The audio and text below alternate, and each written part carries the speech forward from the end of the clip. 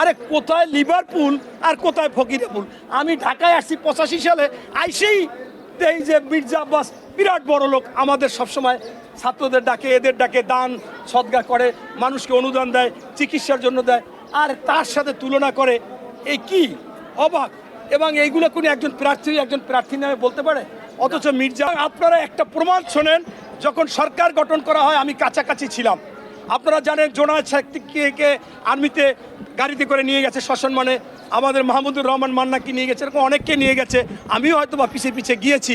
আপনার সেই সময় যখন সরকার গঠন করবে নিয়মটা হয়েছিল এই যে সরকার যদি শর্ট টাইমের হয় তাহলে যারা এই সরকারে থাকবে তারা কোনো দল করতে পারবে না, তারা নির্বাচন করতে পারবে না। আর নতুবা যদি লং টাইমের হয় তাহলে জাতীয় সরকার সবাইকে নিয়ে হবে, 5 বছর থাকবে। তখন রাজনৈতিক দলগুলো বললো যে না, শর্ট টাইমেরই সরকার হোক। তখন শর্ত মাইনা এরা উপদেষ্টায় গেল, যাওয়ার পরই কয়দিন পর তারা দল করলো। এই যে লোক, এরপরে আবার এখন বাইরে নির্বাচনও করতে চাইলো, হয়তোবা ভাগ্য হয় না বিভিন্ন কারণে।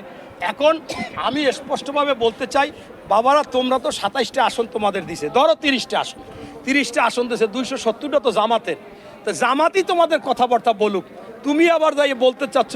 তোমাকে তো জামাতের সেক্রেটারি জেনারেল বলছিল যে আপনার বাপের চাইতে সন্তান এত বড় হওয়া, পোলা বড় হওয়া ঠিক না। কাকে বলছিল? এনসিপিকে বলেছিল জোরালোভাবে এই সেক্রেটারি জেনারেল গোলাম পরোয়ার।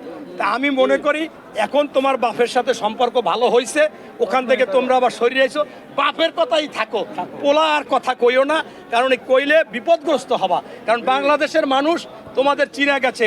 এই বাংলার মাটিতে আমি আমার সন্তানকে নিয়ে, সন্তান ভোটার হয় না, এখন ইন্টারমিডিয়েট পরীক্ষা দেবে আগামীতে, এই সন্তানকে নিয়ে প্রত্যেক দিনের এই জুলাই আন্দোলনে ছিলাম। কে কে তোমরা ছিল আমরা ভালোভাবে দেখেছি। সেই দিন আমি যখন মানুষ আসতো বলতাম, বাবা আপনি কি করেন? কয় আমি ছোট একটা মুদি দোকান দিই। আপনি কি করেন? কয় আমি ফুটপাতে দোকান দিই। আপনি কি করেন? পাটাও চালাই। আপনি কি করেন? ভ্যান চালাই। এরকম তারা পানি দিত, খাবার দিত, বিস্কিট দিত, পাউরুটি দিত। কেন? মনে করেছিল বাংলাদেশের সকল সময় অন্যায়ের প্রতিবাদী একটা শক্তি থাকবে, সেইটাই থাকবে ছাত্ররা। সেই ছাত্রদেরকে তোমরা কবর দিয়ে দিচ্ছ, সেই আগ্রহ আর নাই। এরকম কোনো সময় বিপদ হলে কেউ আসবে কিনা আমার মনে হয় সন্দেহ। তাই তোমরা যা করছো খাইয়ে লইয়া পেট ভরছো, আর খাইতে যাইও না। দেখেন না ওই নাসিরউদ্দিন পাটোয়ারি যখনই যায়, যাওয়ার পরে কি বলে, একজনে বলে যে এজা তো বাবা হইতে পারবো না, বুড়া এক লোক বলে বাবা এজা তো হইতে পারবো না, যাও, দোয়া দিলে কি হবে, তুমি তো হবা না, আমি দোয়া দিলাম।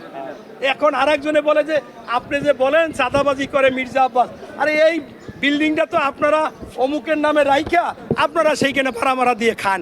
এই নাসিরউদ্দিন পাটোয়ারি সরাসরি বলে, এরপরও এদের লজ্জা নাই। আরে কোথায় লিভারপুল আর কোথায় ফকিরাপুল। আমি ঢাকায় আসছি 85 সালে, আইসেই এই যে মির্জা আব্বাস বিরাট বড় লোক, আমাদের সবসময় ছাত্রদের ডাকে, এদের ডাকে, দান সদগা করে, মানুষকে অনুদান দেয়, চিকিৎসার জন্য দেয়, আর তার সাথে তুলনা করে। এই কি অবাক। এবং এইগুলো কোনো একজন প্রার্থী নামে বলতে পারে? অথচ মির্জা